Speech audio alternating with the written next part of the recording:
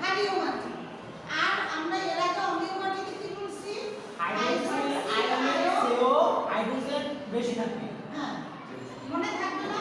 জি ma'am. পারবো? জি। আচ্ছা, এরপর বলছিলাম না আমরা বৈশিষ্ট্য।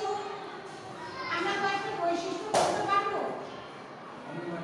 ক্ষারীয় মাটি বৈশিষ্ট্য। আমরা ক্ষারীয় সীমা কি করছিলাম? এই যে মাহিম, রেঞ্জ কত? আলোটা বাড়াইলো। 7 থেকে 14 বা 7 টিপটা ধরো। কি হইবে? ক্ষারীয় মাটি বৈশিষ্ট্য 1। 2 নম্বর টিপটা ধরো, তারপরে আসবে। এই সংখ্যা দিয়ে এখন আমরা উপরে উঠাও। বৈশিষ্ট্য বের করতে পারি না? কোন আয়ন বেশি থাকবে? বাড়া বাড়া। এরপরে কি কি ফসল উৎপন্ন হয় ক্ষারীয় মাটিতে? কি কি হয় বলো? নারিকেল, তাল, বার্লি, সুন্দর মতো বাড়ানো। এই ধরনের ফসলগুলো উৎপন্ন হয়। এছাড়া কি জৈব পদার্থের বিয়োজন কেমন হয়? কম না বেশি? কম। জৈব পদার্থের বিয়োজন কম হয়।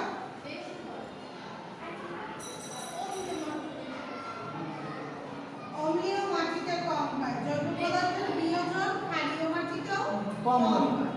এজন্য কি ক্ষুদ্র জীবাণু কেমন থাকে মাটিতে? অণুজীবগুলো কম থাকে। যেহেতু বিয়োজনই যদি বেশি হতো তাইলে অণুজীবগুলো পর্যাপ্ত পরিমাণে থাকতো, তাই না? যেহেতু ওদের বসবাসের জন্য অনুপযোগী, এজন্য ওরা কম থাকে। এজন্য তোমার জৈব পদার্থের বিয়োজনও কম হয়। এরপরে এতে কি কি ফসল তোমার পুষ্টি উপাদান থাকে? কম থাকে। বোরন, জিঙ্ক, সালফার এগুলোর অভাব সাধারণত দেখা যায়, তাই না? এ ধরনের বৈশিষ্ট্য। সোডিয়ামের দ্রাব্যতা, সোডিয়াম খাবার লবণের কি বলছিলাম? রাসায়নিক সংকেত NaCl, সোডিয়াম ক্লোরাইড। মনে থাকবে? জি। সোডিয়াম হচ্ছে পজিটিভ, ক্লোরিন হচ্ছে নেগেটিভ। আচ্ছা, তাহলে আমরা এটুকু পারবো। এখন difference between soil, acidic soil and alkaline soil পারবো না? জি ম্যাম। পারতে পারবো? জি। কথা বলেন জি। পারি না? আমরা সংজ্ঞা করছি, বৈশিষ্ট্য করছি, তাই না? কি কি ফসল উৎপাদন হয়, তাহলে তো আমরা এটাও পারবো। পার্থক্য আসলে পারবো তো? জুম করে লাগবে। এখন মাটির এই যে অম্লত্ব খারত্ব করেছি না, মাটির অম্লত্ব খারত্ব কয় প্রসেসে আমরা নির্ণয় করতে পারি? 3 প্রকার। কি কি? অম্লীয়, কি কিসের মাধ্যমে? ও pH, মিটার, তাই না? এরপরে litmus paper. Litmus paper, litmus paper. আরটা হলো না না, লিটমাস পেপারই তোমার মোলসেন কালার। আরেকটা আইডিটা দিছিলাম, সেটা কি বলে? Pocket pH kit. Pocket pH kit. এই তিন প্রসেসে, মানে তিনটা যন্ত্রের সাহায্যে বা উপকরণ দিয়ে আমরা এর আম্লত্ব এবং খারত্ব নির্ণয় করতে পারি। তার মধ্যে এই লিটমাস পেপার, এটা হচ্ছে সনাতন পদ্ধতি, মানে অনেক পুরাতন পদ্ধতি। এই পদ্ধতি দিয়ে তোমার নির্দিষ্ট করে তুমি কোনো রিডিং পাবা না। এর কাজ হচ্ছে কি, 2 ধরনের লিটমাস পেপার থাকে, একটা লাল এবং একটা নীল, এবং একটা কালার চার্ট আছে যেটা মোলসেন কালার চার্ট নামে পরিচিত। ওই কালার চার্টে বিভিন্ন রং আছে।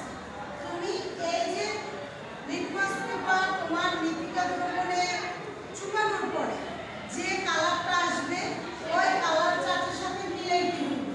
মিলাইয়া দেন তোমার নির্ণয় করতে হবে যে এটা কোন পর্যায়ে মাটিতে আছে, ঈষৎ অম্লীয় না তীব্র অম্লীয় না তোমার ক্ষারীয় না নিরপেক্ষ, কোন পর্যায়ে আছে।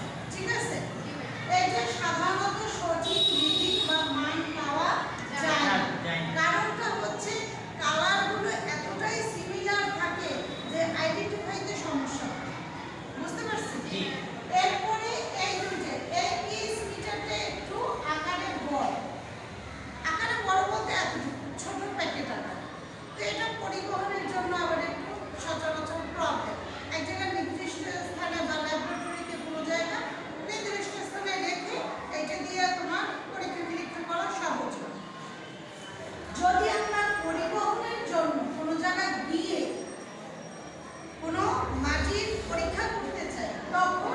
পকেট পিএস কিট কারণ কি এটা ছোট, যে কোনো জায়গায় তুমি পকেটে নিয়ে চলে যেতে পারবে, তোমার হাতে ব্যাগ ট্যাগ লাগবে না, হারানোর ভয় থাকবে না। পকেটে থাকলে তো তুমি যতক্ষণ আসো পকেটে ততক্ষণ আছে, হারানোর কোনো চান্স নেই। চান্স এই দুইটা তোমার রিডিং ডিজিটাল, আমাদের যে ঘড়ি আছে না, ডিজিট ওঠে আপ ডাউন করে, সেই ডিজিটে তোমার মান প্রকাশ করে। যদি 7 বলে 7ই হবে, বা মনে করো 7.25, এভাবে ফ্র্যাকশন করে আসবে, যা আসবে সেটাই সঠিক। তুমি যদি সঠিক মাত্রায় দ্রবণ তৈরি করতে পারো। এক্ষেত্রে আবার আছে তোমাদের এটা যে প্র্যাকটিক্যাল আছে, এই যে কালার চার্ট দিয়েও প্র্যাকটিক্যাল আছে, পিএস মিটার দিয়েও তোমার প্র্যাকটিক্যাল আছে। তোদের তো খাতাটা বলছি ওরা তো আঁকো। ম্যাম আমরা প্র্যাকটিক্যাল খাতা কিনে ফেলবো? হ্যাঁ, কিনে আনো শুধু। পিএইচ মিটারের এটা হচ্ছে কি বলছিলাম, মানে ওটা পকেটে নিয়ে যাওয়া যায়? পদ্ধতি বলতে গেছি। এখানে আমি বলছি যে তোমার মৃত্তিকা যে দ্রবণটা আমরা তৈরি করব তার উপরে ডিপেন্ড করবে। মনে করো এই মাঠ থেকে আমরা কিছু মাটির গভীর থেকে উপরের স্তর জৈব পদার্থ থাকে, তাই না? সেগুলো সরাইয়ার নিচের স্তর থেকে কিছু মাটি সংগ্রহ করলাম। ওই মাটিটাকে তোমার হাত দিয়ে আলতো আলতো করে ঝুরা ঝুরা করতে হবে। দলা মাটি থাকবে না, ওইটাকে তোমার হালকা রোদ বাতাসে শুকাতে হবে, দেন চালতে হবে। আমরা গুঁড়ি চালি না, চালনি, সেই চালনি দিয়ে চালতে হবে। চেলে যে আবর্জনা বা দুই চারটা কণা টনা থাকে বা বড় যে কণাগুলো আছে মাটি, সেগুলো আলাদা করে ওইটাকে শুকাইয়ে একটা জারে সংরক্ষণ করতে হবে। এরপরে আমরা পরীক্ষা করতে গেলে কি করব, ওই যে মাটি আমরা সংরক্ষণ করছি ওই মাটিটাকে তোমার আমরা একটা নির্দিষ্ট পরিমাণ 10 গ্রাম 5 গ্রাম মাটি নেব। আমরা যতটুকু মাটি নেব সেই অনুসারে আবার পাতিত পানি নিতে হবে, তাও মেপে। পানি কিন্তু চাইলেই নেওয়া যাইবে না।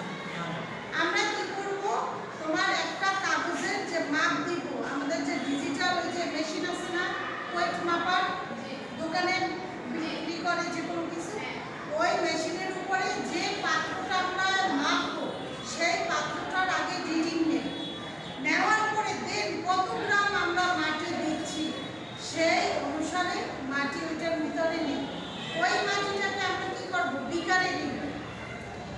বিকারে নিয়ে কি করব, তার মধ্যে মনে করো 50 ml বা 30 ml এর তোমার বিকার কি আছে, জার আছে লম্বা, সেই জার থেকে পানি দিব। দেওয়ার পরে গ্লাস রড আছে, মানে কাচের দণ্ড, এরকম চিকন, সে না না থার্মোমিটার ভিতরে ফাঁপা, গ্লাস রডের ভিতরে ফাঁপা নেই, মানে রড আছে না, রড তো ভিতরে ফাঁপা থাকে, থাকে না? গ্লাস রডের ভিতরে ফাঁপা থাকে না। এই গ্লাস রড দিয়ে এমনভাবে আমরা নাড়াবো যেন ওই যে আমাদের বিকার, সেই বিকারে যেন তোমার এই গ্লাস রডের এই পাশে বা নিচে ঘর্ষণ না লাগে। যদি ঘর্ষণ লাগে তাহলে মৃত্তিকা সংযুতি বা কণা ক্ষতিগ্রস্ত হবে, তোমার রিডিং সঠিক মাত্রায় আসবে না। এই জন্য অনবরত নাড়তে থাকবো, কতক্ষণ? 30 মিনিট নন স্টপ। একইভাবে প্রথমে যেভাবে নাড়া শুরু করছি, পুরো মাটি এবং পানি যেন আন্দোলিত হয়ে যায়, নড়াচড়া করে, জমা যেন না থাকে, ওই অবস্থায় নাড়তে নাড়তে যখন 30 মিনিট হবে, আমরা গ্লাস দণ্ডটা তুলে বিকারটা এক জায়গায় আবার 30 মিনিটের জন্য ওই যে মাটিটা যেন নিচে জমা পড়ে সেজন্য রেখে দেবো, ফিটানোর জন্য। রেখে দেওয়ার পরে আমার উপরে যে পানিটা আসবে না, জমা হইবে, ওই পানির মধ্যে আমি তুমি পিএইচ মিটারের অপর প্রান্তের দণ্ড চুবাও বা যে পকেট পিএইচ মিটারের দ্বন্দ্বটা ই করো, নিয়ে আমরা ধরলেই তোমার অন করলেই রিডিং চলে আসবে। বুঝতে পারছো? এখানে ভেরিফাই হবে, একই মাটি নিবে, একই পানি নিবে, একই কাজ করবে, কিন্তু ওই যে নাড়ানোর উপর তোমার রিডিং ভেরিফাই হবে। বুঝতে পারছো? এর মধ্যে তোমার যে টিচার থাকবে, যে এক্সটার্নাল থাকবে বা ইন্টারনাল থাকবে,